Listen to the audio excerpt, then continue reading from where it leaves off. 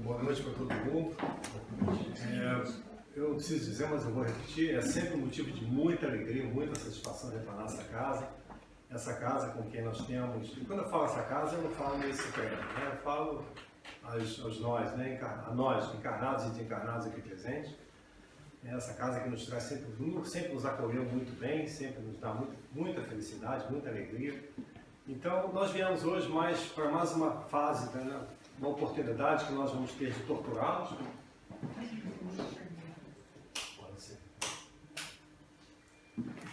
E trouxemos um tema diferente. Nós vamos testar um modelo diferente hoje, né? Vamos fazer uma coisa com poucos slides, são só 16, a gente conseguiu colocar mais um. Mas vamos fazer um roteiro diferente. Seguir um roteiro diferente. Nós estávamos fazendo um estudo em casa um dia e nós tínhamos um livro sobre a mesa e resolvemos abrir esse livro e a gente estava pensando assim, nossa, a gente tem que começar a preparar, né, aquela reflexão do Bezerra de Menezes. Daqui a pouco o Weber vai ligar para cá e perguntar qual é o tema, né? Aí foi naquele dia que ele perguntou, né? Então, nós estávamos com o Boa Nova em cima da mesa e abrimos o Boa Nova e saiu o capítulo 11, abrimos no capítulo 11, em que Humberto de Campos, o irmão X, ele fala sobre o Sermão do Monte, mas dentro de uma vivência de Levi e Mateus. Então nós achamos, não, vamos falar sobre isso, porque é um assunto assim que é muito, é o nosso momento, é o que a gente está fazendo aqui. Né? É um passo assim que a gente tem que dar. Né? E então a gente resolveu fazer o Boa Nova capítulo 11 e o tema para a gente, o foco que a gente vai ter, é a transformação de Levi. Antes, no entanto, de dar seguimento à apresentação, à reflexão, eu gostaria de convidar a todos a fazer uma breve oração, como sempre. Por que eu gosto de fazer essa oração? Porque me ajuda a me concentrar, me ajuda a me achar. Né? Então, e acho que quem está distraído, às vezes, com o telefone, alguma coisa, né? Volta um pouco para o assunto, quer dizer, dá uma chacoalhada, né? Que a gente já vem assim acomodado na cadeira, daqui a pouco bate um soninho, bate um cansaço, sexta-feira. Então, se vocês puderem me acompanhar em pensamento, louvado seja Deus, sua infinita misericórdia e sua infinita bondade. Agradecendo ao Divino Mestre Jesus, pedimos que Ele nos aconchegue no seu colo amoroso e que nos embale, reconfortando nossas almas.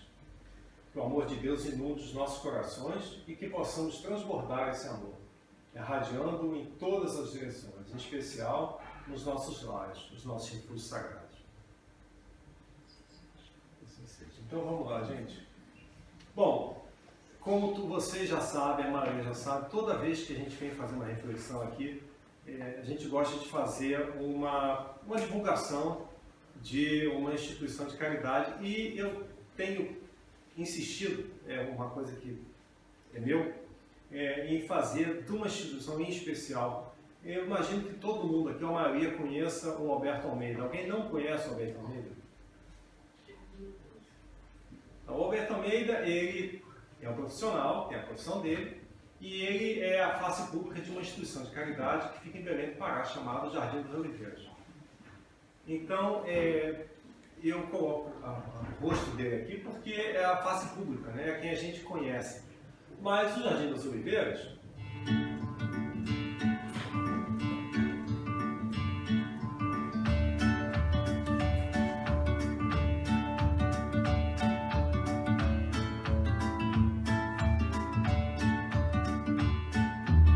no Jardim das Oliveiras, são 100 famílias atendidas no bairro da Castanheira, em Belém do Pará.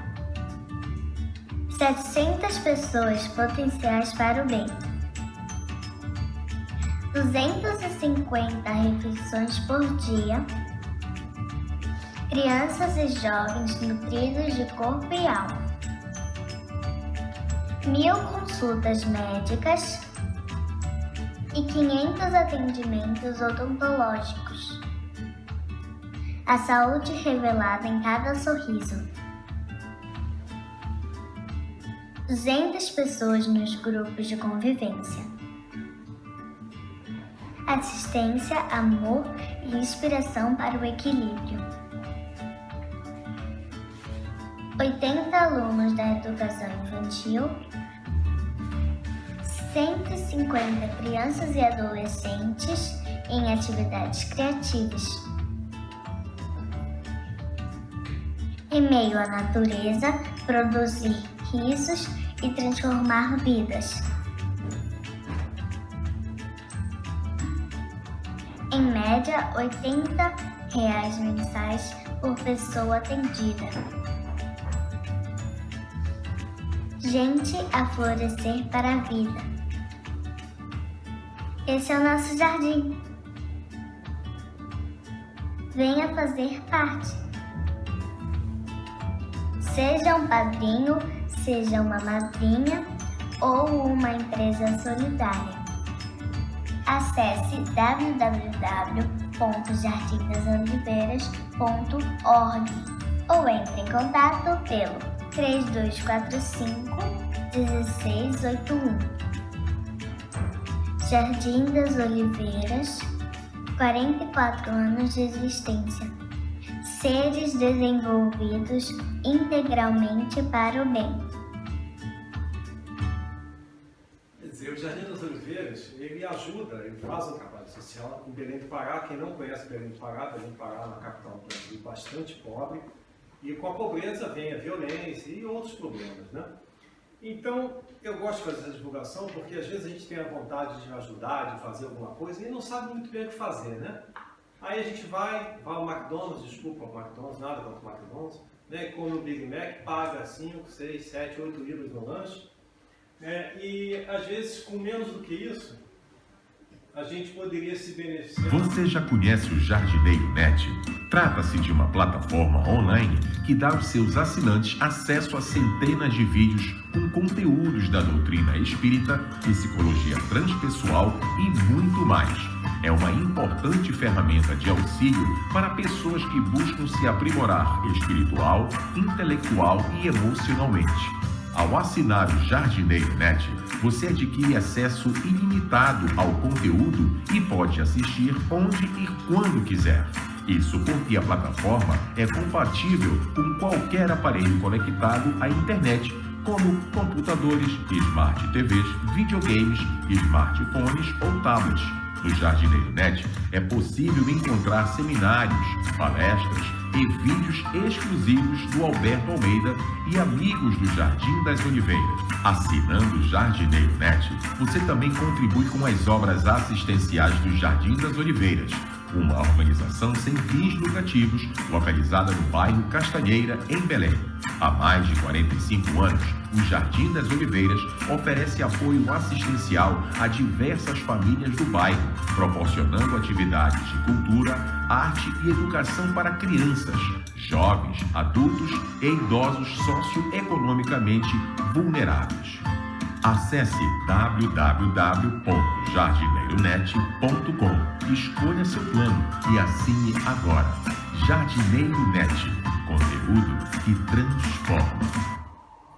Quer dizer, e às vezes a gente tem essa vontade, como eu falei, né, de quer contribuir, não sabe como, e a gente pode assinar o Jardineiro Net, por exemplo, vai custar a gente aí 4 libras por mês, às vezes um pouquinho mais, às vezes um pouquinho menos, dependendo do plano.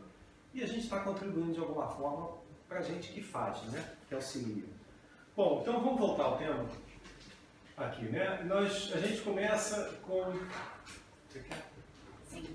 A gente traz sempre alguma mensagem do Evangelho segundo o Espiritismo, né? Para que a gente adentre a essa harmonia, né?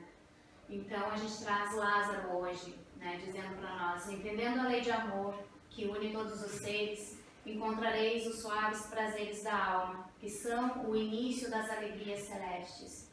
Nós já havíamos, a gente já trouxe essa mesma reflexão da outra vez, mas acontece que os prazeres da alma, que são as alegrias celestes, a gente necessita encontrar em nós, né, esses prazeres da alma.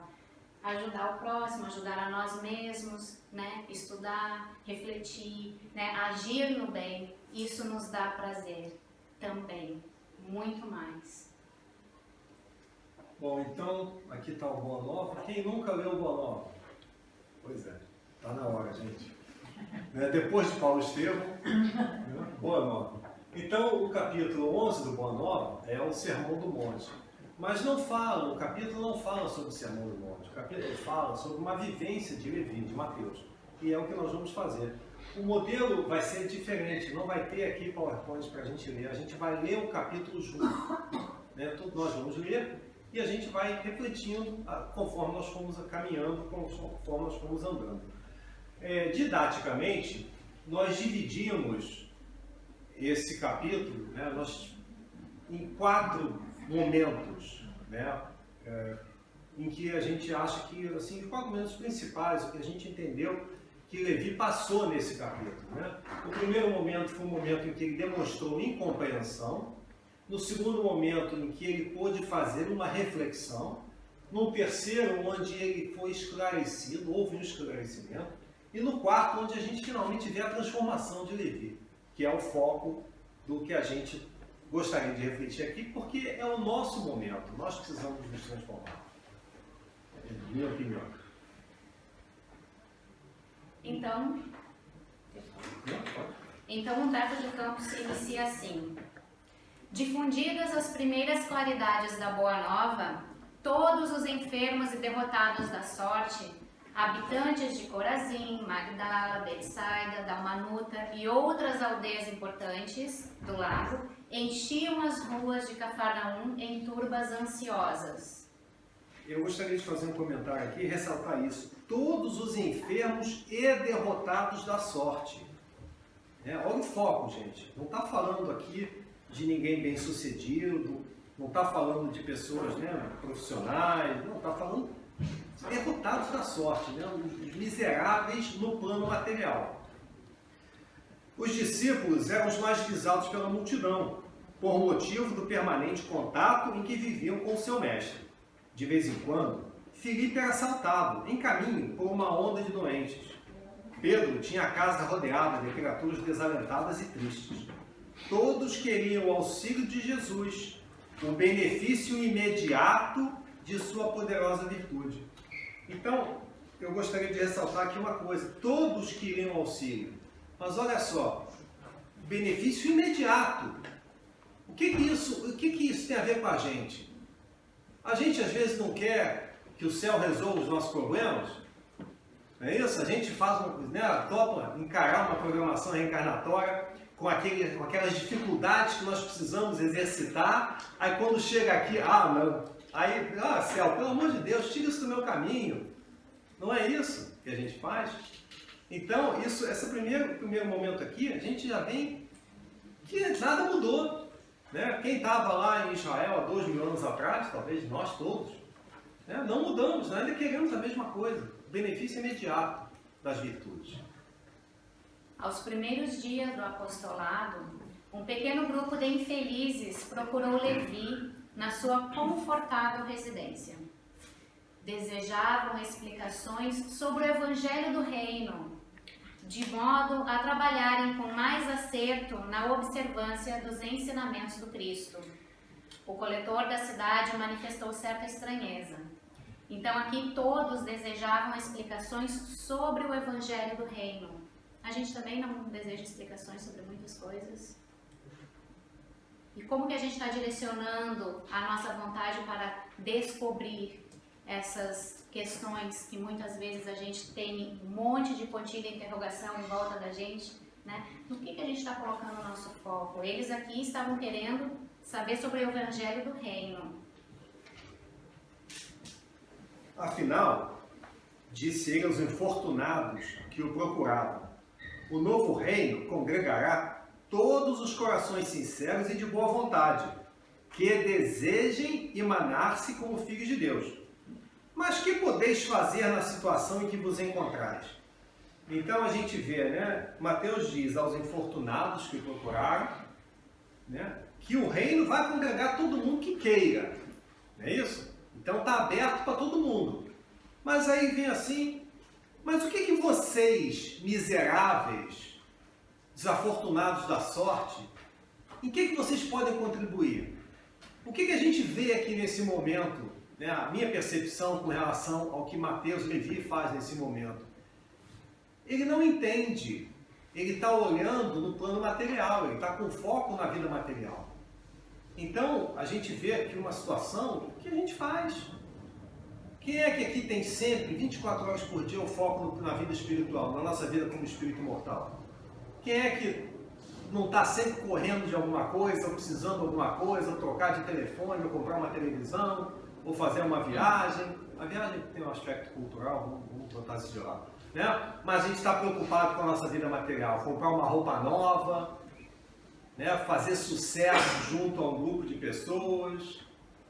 O quanto a gente não está fazendo isso? Então, o que a gente está querendo fazer aqui? Mateus, Levi, um apóstolo, tão gente quanto a gente, que num dado momento mostrou não ter a percepção da coisa que ele estava ajudando a construir. E outra coisa, quem é que lembra aqui o que o Mateus, ou Levi, né, no caso, o que ele fazia naquela época? Vocês lembram? Mateus, Levi, era coletor de impostos, isto é, ele cobrava impostos. Por isso que ele tinha uma visão muito materialista naquela época, né? Não é diferente da gente, né? Eles são todos muito, nós somos muito parecidos, né? Então, por isso que ele tem essa visão muito do terra a terra, né? Muito na horizontal da vida e não na vertical da vida. O foco dele era no trabalho dele, um trabalho totalmente material, né? Que era um trabalho de contar dinheiro, né? Receber, contar, dar a rubrica pagou. Receber, contar, dar a rubrica pagou. Que era um trabalho totalmente material, não tinha nada espiritual no trabalho dele.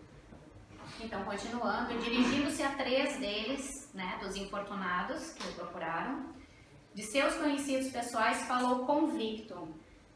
E poderás realizar, Lisandro, aleijado como és. E tu, Áquila, não foste abandonado pela própria família sob o peso de sérias acusações?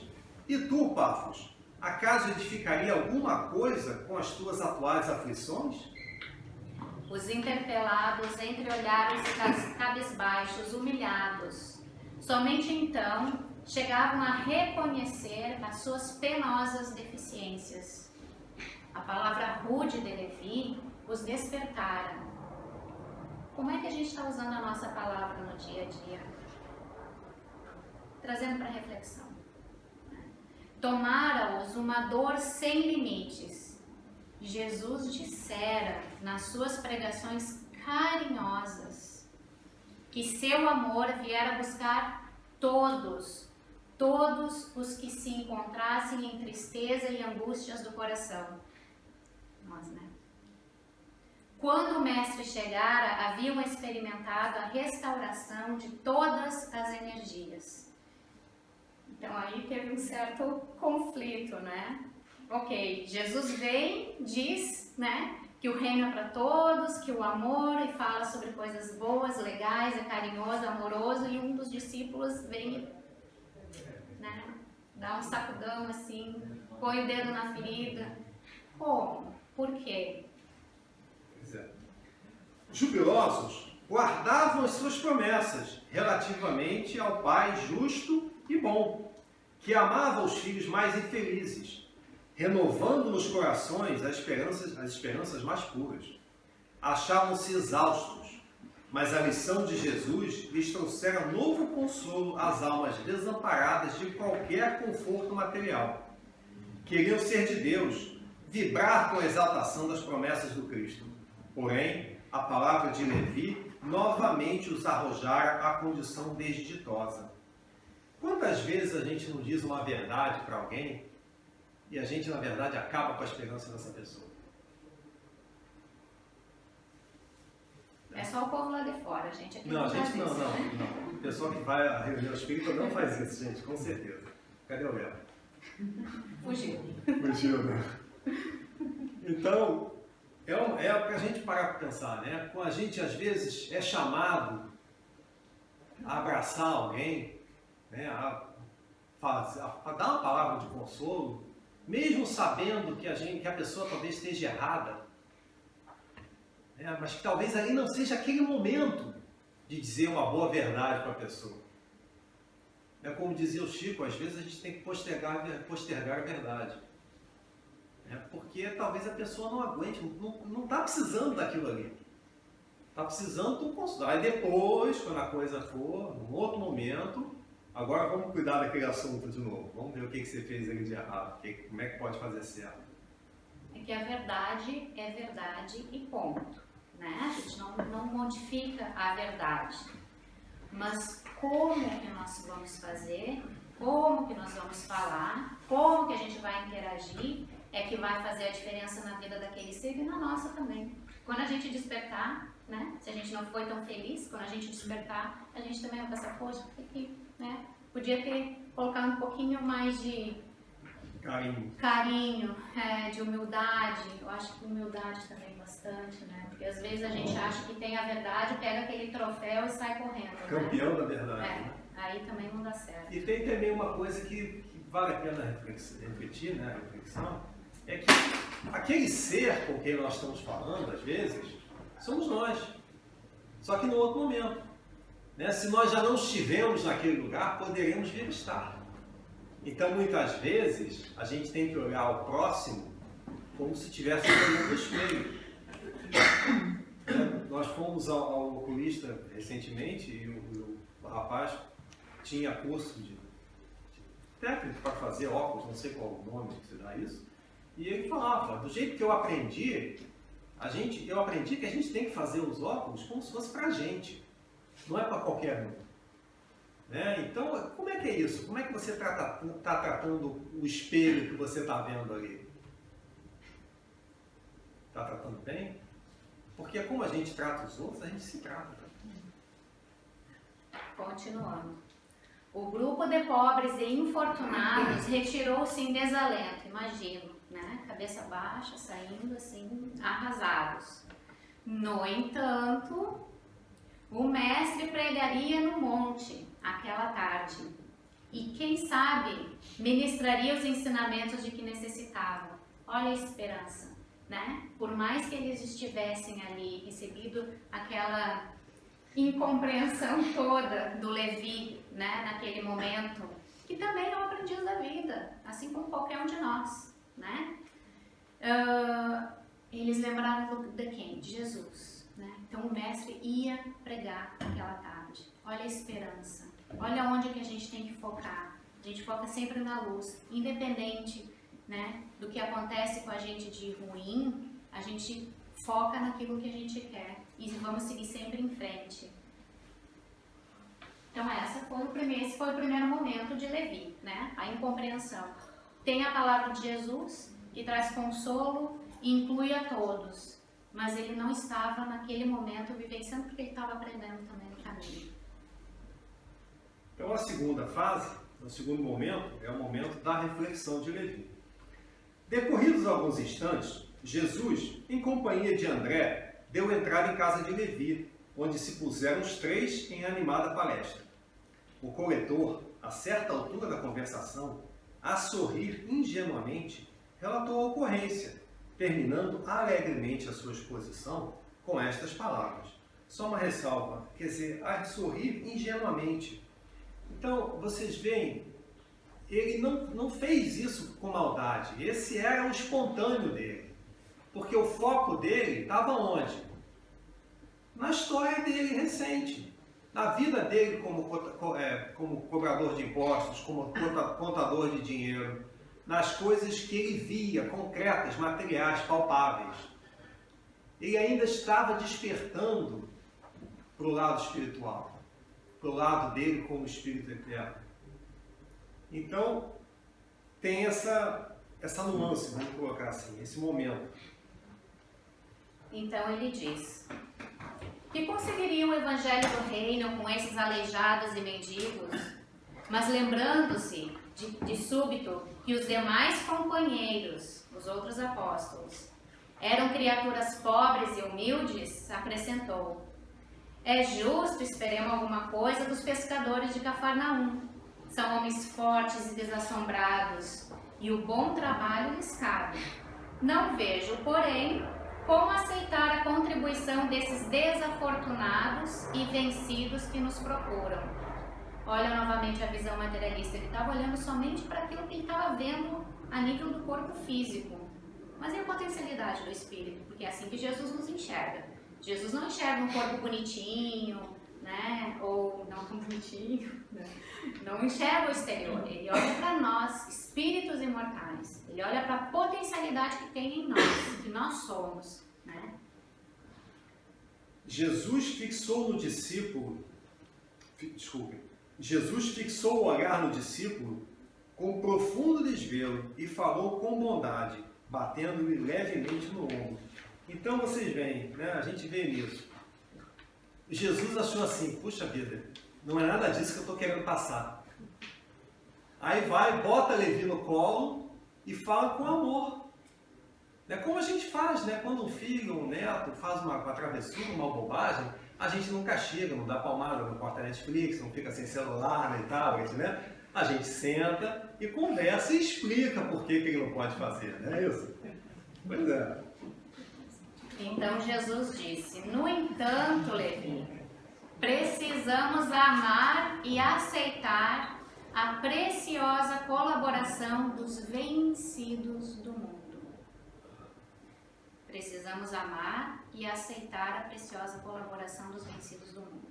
Se o Evangelho é a boa nova, como não há de ser a mensagem divina para eles, tristes e deserdados na imensa família humana? A mensagem é para todos. É para todos. Os vencedores da terra não necessitam de boas notícias. Quem são os vencedores da terra? Alguém se habilita?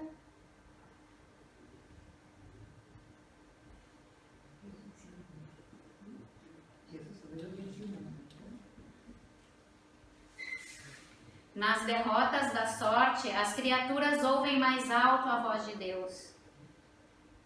Buscando os oprimidos, os aflitos e os caluniados, sentimos-los tão unidos ao céu, nas suas esperanças, que reconhecemos, na coragem tranquila que revelam, um sublime reflexo da presença de Deus, nosso Pai, em seus espíritos. Não é no corpo, no espírito. Quando a gente conecta com humildade, com amor, entregando mesmo a nós mesmos ao Criador, né? Deus, o nosso Pai, de amor, e a gente age no decurso da nossa trajetória como aprendizes da vida, a gente está refletindo aquele que nos criou, né? E daí a gente vai e briga. Aí eu vou e brigo com o Alexandre. Estou brigando com meu pai, com Deus, com aquele que me criou, porque se ele está em mim, está nele, né? Então a gente tem que parar de brigar, não é? E se entregar mais a esse amor. Já observaste, Jesus continua, algum vencedor do mundo com mais alta preocupação do que a de defender o fruto da sua vitória material? Então, o vencedor do mundo é aquele que procura ficar sempre na horizontalidade da vida, né? Na questão material apenas. E a gente está aqui aprendendo, sendo chamado, né, a despertar a nossa consciência divina para o espiritual que somos. Chamado se fazendo de surdo. A maioria das vezes. Sendo convidados. Eu gostaria de fazer uma reflexão aqui breve, quer dizer, fazer uma pausa. Alguém poderia me dizer o que vocês acham, o que alguém acha sobre ser um vencedor do mundo e um vencido do mundo? Pelo amor de Deus, vamos só. Cadê o Léo? Não, Antônio. O Éder, não escorrega na cadeira não. Todo mundo já chegou. Então me permitam, né? Deixa eu falar sobre um assunto predileto, eu mesmo, né? Eu ouvi muito tempo na minha vida em que eu me considerava uma pessoa assim, com uma capacidade muito grande, profissionalmente falando, né? Capaz de fazer grandes feitos, de realizar grandes obras. e eu tinha uma necessidade de ter um reconhecimento. E eu nunca conseguia. Eu conseguia fazer as coisas que eu queria, mas a minha vaidade sempre ficava ferida porque eu nunca tinha um reconhecimento que eu achava que eu merecia. Eu nunca me deram o pedestal que eu achava que eu merecia. Né? Aquele que fica acima do primeiro colocado. Né? E um belo dia eu entendi por que isso aconteceu. Né? Porque durante séculos, talvez, sucessivas reencarnações, eu sei que eu fui vencedor do mundo. Eu fiz grandes conquistas. Eu tive muitos recursos, fiz muitos escravos, cometi muitas ações que eu hoje preferia não ter cometido.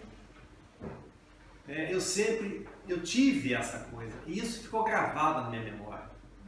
Quando um general entra triunfante numa cidade conquistada, com os vencidos, de cabeça baixada, isso estava gravado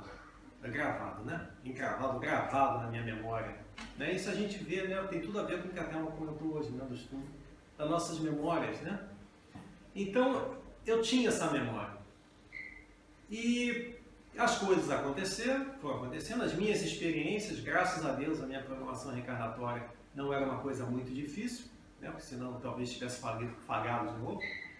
E as coisas foram acontecendo e hoje eu me considero vencido. Eu não aguento mais ser quem eu sou. Eu fui vencido por mim mesmo. Eu me considero hoje um vencido no mundo. Não um vencido do mundo material, mas um vencido do mundo moral. Porque eu fico vendo que eu fico repetindo os mesmos erros de novo, esperando um resultado diferente. Não vai rolar, não vai acontecer. Então, o que nós somos hoje? Nós somos um vencedor do mundo? Ou nós somos um vencido do mundo? Onde é que está o nosso foco? Nós queremos vencer nas questões materiais, para deixar para a próxima as questões que nós temos que resolver? Ou nós vamos querer focar nas questões que nós precisamos resolver? Qual é o foco? O que a gente quer para a gente? A gente quer continuar, ficar dando volta, sem subir, na horizontalidade da vida? Ou a gente quer fazer a migração vertical na direção de Deus? É um convite. É um convite e quem pode responder isso é a gente. Porque nós temos o livre-arbítrio. Ninguém vai nos tirar o livre-arbítrio. Alexandre, o que você está falando tem tudo a ver, focando agora no Evangelho, é um texto bastante curto, a missão do homem inteligente na Terra. Foca exatamente essa parte aí. O que a gente quer? Porque todos que estão focados nas coisas materiais, o melhor emprego, ideia de um emprego, um padrão de diretoria, daí que é outra coisa, a gente fica estudando, PhD, quer dizer, a inteligência vai aflorando, vai ficando lá em cima. Mas na hora que precisa de uma coisa que tem que lidar com sentimentos, com alma, isso não sabe nada, ela cai por terra, ela vai para o suicídio. Aí o valor está no mundo e não acima do mundo. Não, exatamente. Obrigado. Continuando, Levi sentia-se comovido e, aproveitando a pequena pausa que se fizera, exclamou algo desapontado: Senhor, as minhas observações partiram tão somente do meu intenso desejo de apressar a supremacia do Evangelho entre os que governam no mundo. Olha onde que ele estava, É o que a gente está falando aqui.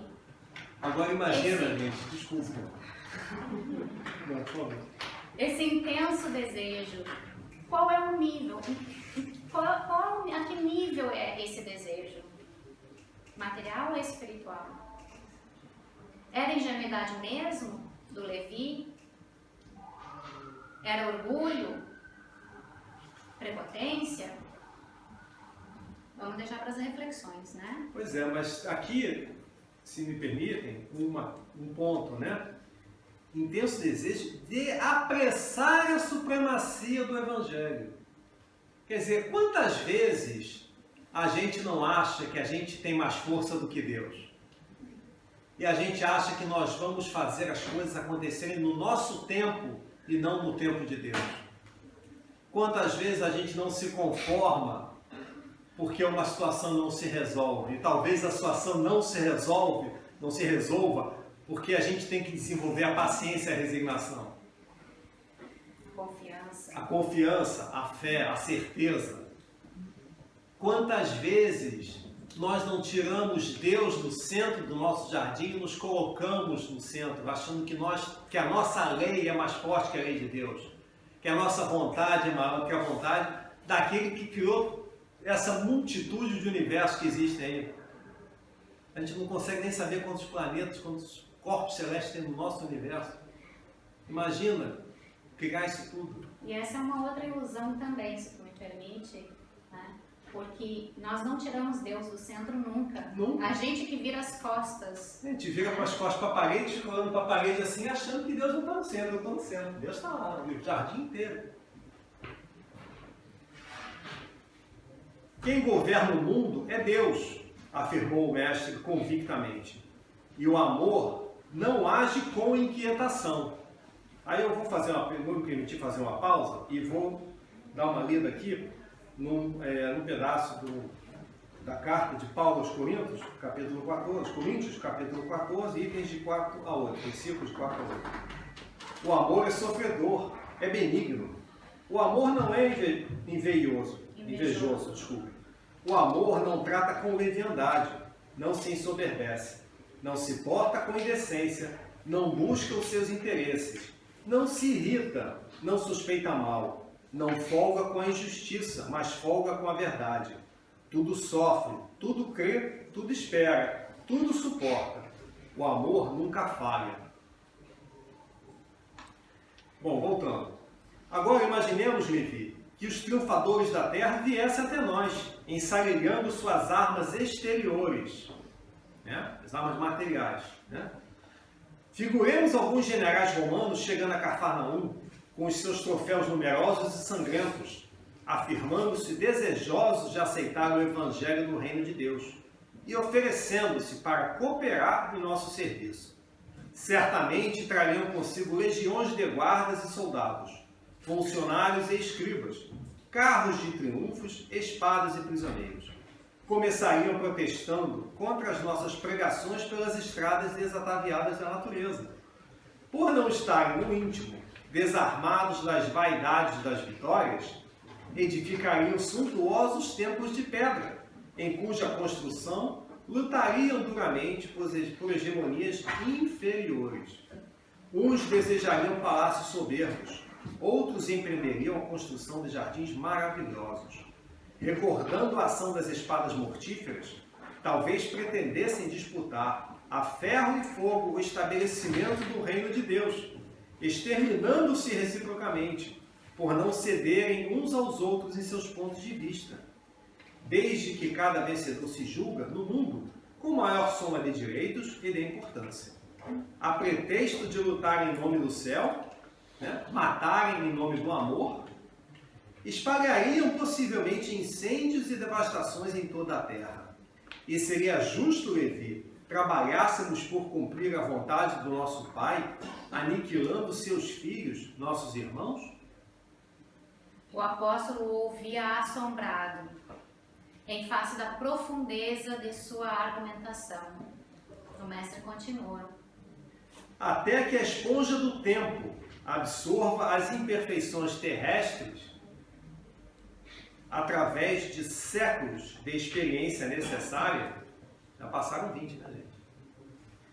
Os triunfadores do mundo são pobres seres que caminham por entre tenebrosos abismos. É imprescindível, pois, atentemos na alma branda e humilde dos vencidos. Para os seus corações, Deus carrega bênçãos de infinita bondade. Esses quebraram os elos mais fortes que os acorrentavam às ilusões e marcham para o infinito do amor e da sabedoria. O leito de dor, a exclusão de todas as facilidades da vida, a incompreensão dos mais amados, as chagas e as cicatrizes do espírito são luzes que Deus acende na noite sombria das criaturas. Levi, é necessário amemos intensamente os desafortunados do mundo. Suas almas são a terra fecundada pelo adubo das lágrimas e das esperanças mais ardentes, onde as sementes do Evangelho desabrocharão para a luz da vida.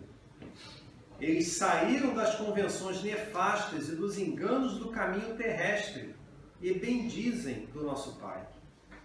Como sentenciados que experimentassem, no primeiro dia de liberdade, o clarão reconfortante do sol amigo e radioso que os seus corações haviam perdido.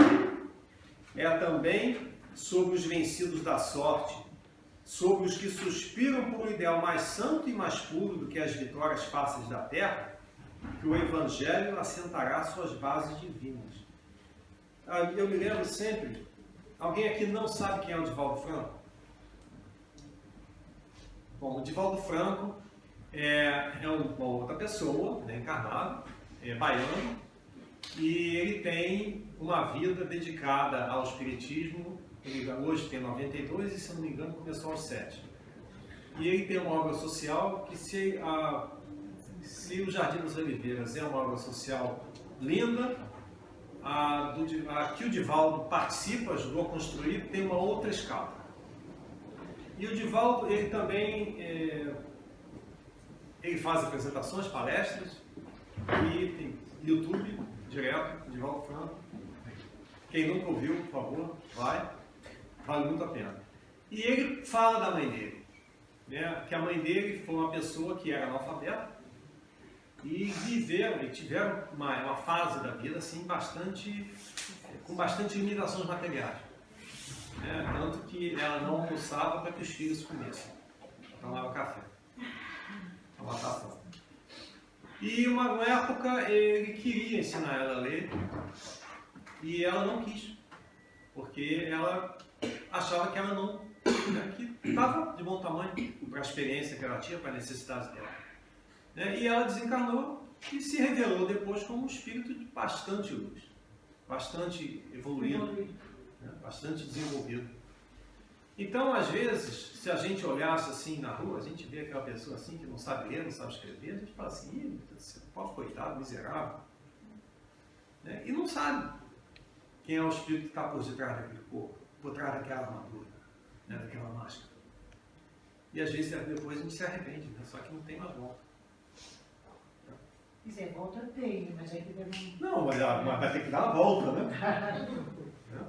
E às vezes, quando a gente quer reparar um erro, Jesus disse, né? Consiga-se com o teu adversário quando estás a caminho, antes que a morte te surpreenda, né?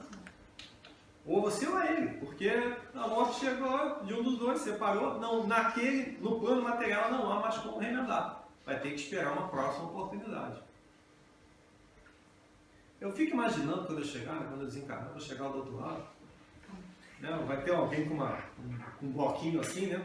Ô, Alexandre, bem-vindo. Pois é, você disse que ia fazer. Não fez. Você. Não fez. Mas deixou para a próxima, né? Ih, Alexandre, você disse que ia fazer isso pela 8ª vez, também não fez, né? Nossa, 20ª.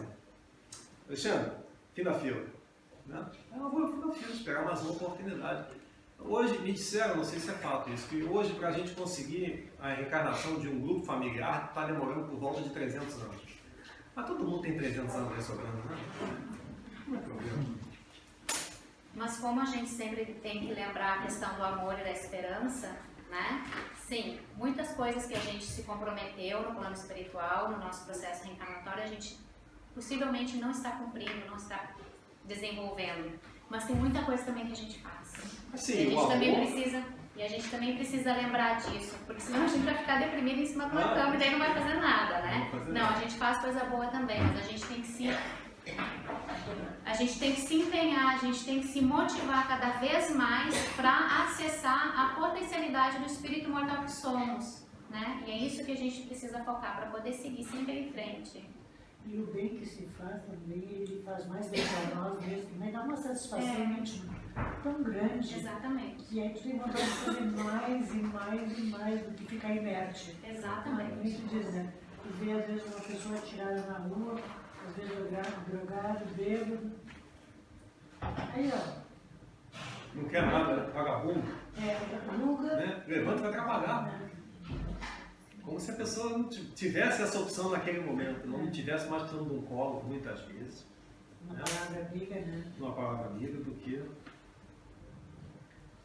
Bom, então nós chegamos ao terceiro momento de Levi, que é o esclarecimento. O crepúsculo descia num deslumbramento de ouro e brisas cariciosas. Ao longo de toda a encosta, acotovelava-se a turba imensa.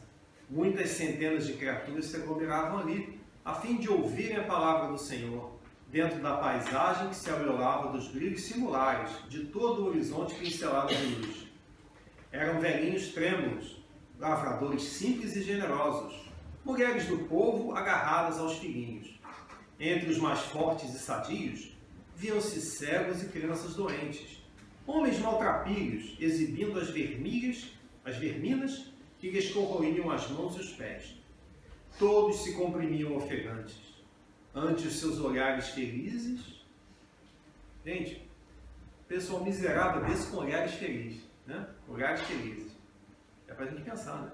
A figura do mestre surgiu na eminência enfeitada de verdura, onde perpassavam brandamente os ventos amigos da tarde, deixando perceber que se dirigia aos vencidos e sofredores do mundo inteiro, e como que esclarecendo o espírito de Levi, que representava a aristocracia intelectual entre os seus discípulos, lembrando, né, que os mais esclarecidos entre os discípulos eram Levi e Judas não havia ainda se juntado ao grupo, né?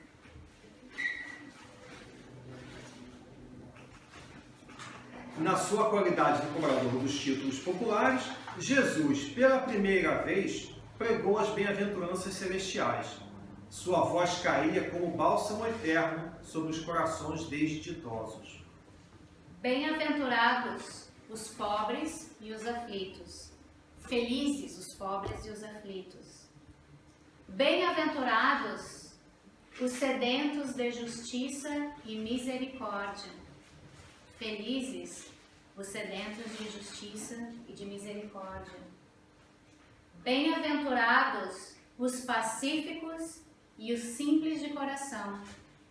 Felizes os pacíficos e os simples de coração. Essa eu quero muito ainda chegar. Esse é o meu desejo intenso, é o meu trabalho. Simplicidade, né? Deixar para trás toda a complexidade, né? Que geralmente eu me coloco. Não. Com Cristo, com Jesus, é simplicidade. Por isso que ele dizia que a vida é bela, que a vida é simples, é leve, né? Porque da onde que vem a leveza? Alguém se arrisca? Okay. A leveza vem do cumprimento das leis de Deus, né? Porque quando a gente cumpre a lei de Deus, não tem problema, né? Então por isso que é leve, né? E a gente está aprendendo, gente. Não precisamos ficar assim, nossa, e agora como é que eu vou fazer? Não, senta, relaxa, entendeu? Acalma o coração, acalma a mente, pensa no momento presente, o que eu posso fazer agora? Né? A gente tem vários exemplos, né? Nos evangelhos. Para mim, eu vou abrir um parêntese, o que mais me toca é Paulo de Tarso, tá? Porque na estrada de Damasco ali, quando Jesus chegou e se mostrou para ele, o que ele disse? Senhor, o que tu quer que eu faça? Não importa o que eu fiz ou deixei de fazer, agora, a partir de agora, daqui para frente, o que eu vou fazer? Então a gente tem essa decisão, a gente tem o poder de utilizar o livre-arbítrio concedido pelo Criador para nós a cada instante. De manhã eu acordei, estou bem, meio-dia eu não estou, ok, paro, faço uma prece, me reconecto, o que eu faço daqui para frente? A gente pode fazer isso. É trabalhoso? Não vou dizer que não. Para mim, muitas Mas vezes você é. está num hábito mas mais é- fácil, né? Se tu fizer É um refrigério para a alma. a Né? conexão com o Cristo, que nem quando eu digo isso na abertura, que é na luz Cristo, tu pode estar onde tu estiver caminhando na rua, trabalhando, fazendo uma faxina, qualquer coisa. Te conecta com a luz Cristo, com Cristo. Exatamente. A gente pega a nossa autonomia de volta. Como diz alguém que eu conheço, só cai quem está caminhando. Então caiu, aí pensa na música, levanta, sacode a poeira e dá a volta por cima. Continua caminhando. Gente, só uma parte aqui. Jesus não estava querendo dizer, mas para quem nunca leu ou se aprofundou nas bem-aventuranças, Jesus não estava querendo dizer que era bom ser pobre e ter aflição, não, tá? Tem uma história por detrás disso. Ah, Essa é a tarefa de casa, né? essa é a tarefa de casa. Então, vamos dever de casa para segunda-feira que vem, para sexta-feira que vem. Por muito tempo, falou do reino de Deus, onde o amor edificaria maravilhas perenes e sublimadas. Suas promessas pareciam dirigidas ao incomensurável futuro humano. Do alto do monte soprava um vento leve, em deliciosas vagas de perfume. As brisas da Galiléia se haviam impregnado da virtude poderosa e indestrutível daquelas palavras, e obedecendo a uma determinação superior, iam espalhar-se entre todos os aflitos da terra. Quando Jesus terminou a sua locução, algumas estrelas já brilhavam no firmamento, como radiosas bênçãos divinas. Muitas mães sofredoras e oprimidas, com suave fulgor nos olhos, lhe trouxeram os filhinhos para que ele os abençoasse. Anciães de frontes nevadas pelos invernos da vida lhe beijavam as mãos. Cegos e leprosos rodeavam-no com semblante sorridente. Cegos e leprosos rodeavam-no com semblante sorridente e diziam: Bendito seja o Filho de Deus. Jesus acolhia-os a todos, satisfeito, enviando a todos o sorriso de sua afeição. Já parou para pensar? Nossa, eu fico pensando assim, nossa, que legal, né? A gente está aqui numa reunião e de repente, pá, vem Jesus. Aquela harmonia, aquela luz, né? E se ele entra aqui como um mendigo bêbado cheirando mal? Aí vai ter cada um. Pois é. É a prova dos 9. É a prova dos 9. Porque para Maria, para a própria mãe, ele se apresentou assim quando foi buscá-la, né? Como um mendigo. Não é boa, não. Hoje chego em casa e pego ele de novo. É quando ele vem subindo, né? Pra É, casa dela, é. pra Casa ele dela. cheirar. Nossa! Nossa, Nossa! Eu já vi sim. tem que pegar uma toalha tamanho gigante para Nossa. aguentar as horas. Mas é Esse muito livro é lindo. fantástico. Muito lindo. Então, gente, a gente acabou de ver, né, que durante esse momento, Levi foi esclarecido. Ele se permitiu se esclarecer. Quantas vezes nós não ouvimos, não lemos o Evangelho, o Livro dos Espíritos, né? Viemos aqui na sexta-feira, recebemos um passe, aí amanhã de manhã a gente volta do zero. Né? Quando é que a gente vai querer se esclarecer? Quando é que a gente vai querer enfrentar, né, a história do espelho mágico? A Né? filha do Shakespeare não resolveu nada, mas não deu não era fácil, né? Não levou o pé um centímetro para frente. Existe a Julia Roberts conta, né, a personagem, naquele filme, eu não sei em português qual é o nome, Eat, Pray, Love, que o devoto chegava para o santo todo dia e falava assim: "Ô meu santo, não sei das quantas, faz com que eu ganhe na loteria, meu santo." Aí todo dia ele fazia isso, todo dia ele ia lá, todo dia, até que um dia o santo virou para ele, a chata virou para ele: "Meu filho, compra um bilhete." Né? Então nós chegamos à parte em que Levi se transforma. Gente, Levi se transforma, ninguém transformou Levi, não caiu uma pedra na cabeça dele e ele se transformou. Ele resolveu se transformar. Ele deu ouvido ao esclarecimento de Jesus. e ele resolveu se transformar. Até porque Jesus também disse, né? Quem tem olhos de ver, veja, quem tem ouvidos de ouvir, escute, né? Alguma coisa assim, me perdoe se eu não estou falando como está lá. Mas é nesse sentido. Então, a gente, quando uma mensagem chega para nós, a gente está escutando e vendo, né? Então, quando a gente roga assim, Senhor, por favor, me ajuda com isso, com aquilo, e aí alguém vem e conversa com a gente está prestando atenção? Deus ajuda o homem através do próprio homem. Jesus se manifesta conosco através de nós mesmos, né? Um sorriso, um abraço, né?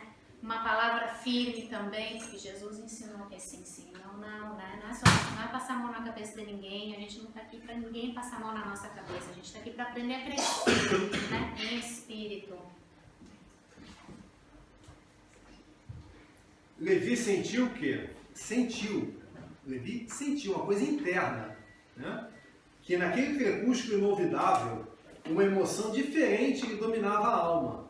Havia compreendido os que abandonam as ilusões do mundo para se elevarem a Deus.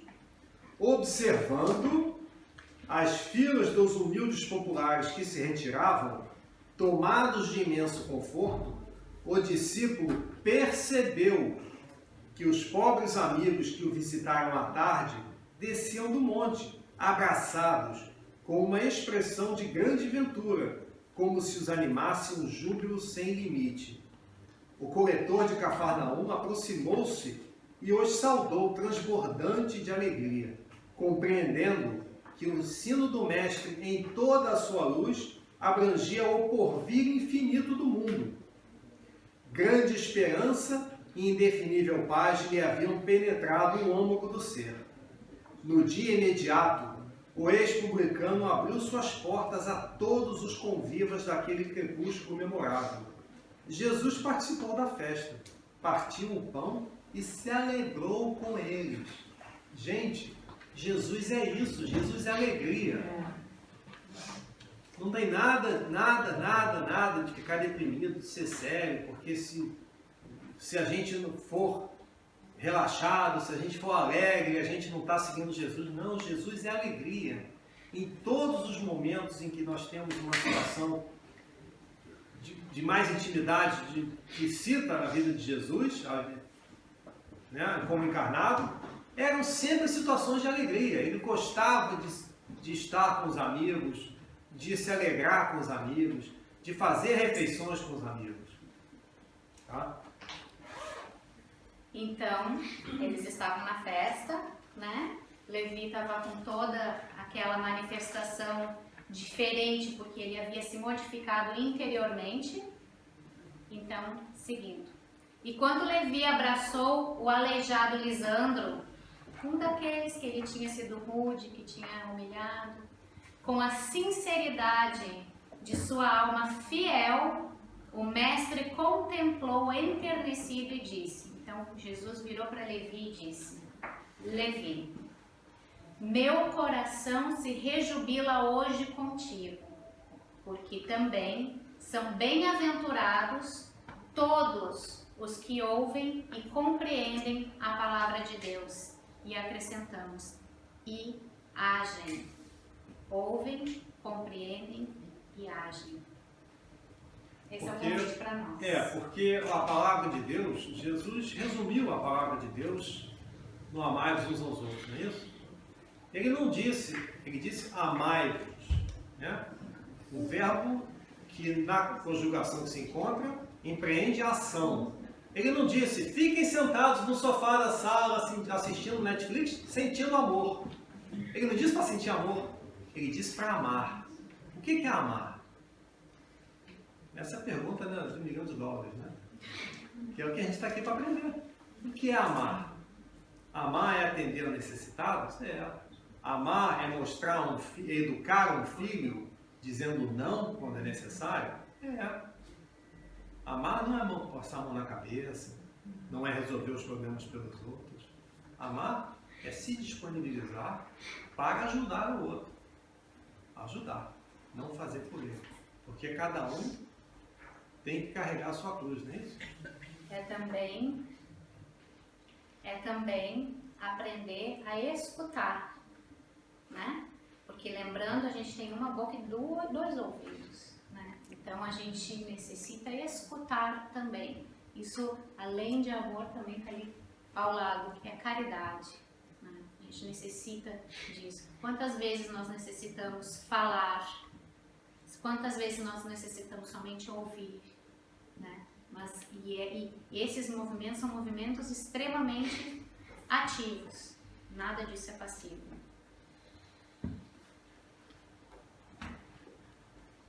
Aqui vai um convite, quem não conhece as bem-aventuranças, tipo assim, pelo amor de Deus, gente, vai dar uma olhadinha, dá uma lida, ver o que elas significam. O YouTube está aí para ajudar. Tem apresentação do Haroldo, do Rossandro, tem muito material sobre as bem-aventuranças. E na verdade, o que acontece nessa situação é que Jesus cita mais uma bem-aventurança que ele não havia citado no Sermão do Monte. Que é isso, porque são também bem-aventurados todos os que ouvem e compreendem a palavra de Deus. É o que Gandhi falou. Se queimasse, se perdesse no mundo, todos os livros, todas as religiões, tudo. Mas ficasse a bem-aventurança, nada iria ser perdido. Exatamente. Alguém gostaria de fazer algum comentário? Então, gente, a gente só pode agora desejar, né, que a paz de Jesus seja conosco. Obrigado. Obrigada.